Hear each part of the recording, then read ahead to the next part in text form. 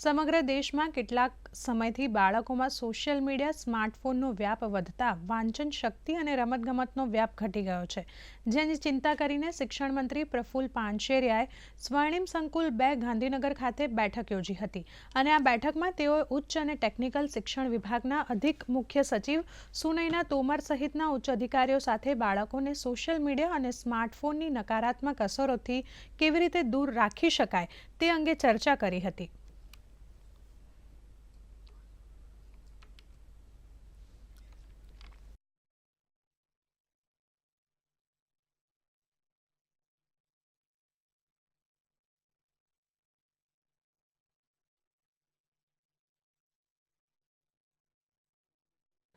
શેરી મહોલ્લાની અંદર બાળકો ઘરેલું રમત રમે એ બાબતની શાળાઓમાંથી જ જાગૃતતા આવે એવો પણ એક પ્રયાસ થઈ શકે।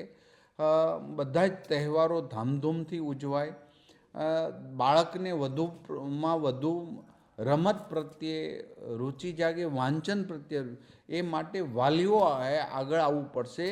પહેલાં તો એમના મમ્મી પપ્પાએ સોશિયલ મીડિયાની લત કે બાળક હોય ત્યાં સુધી મોબાઈલને ટચ પણ ન કરવો જોઈએ।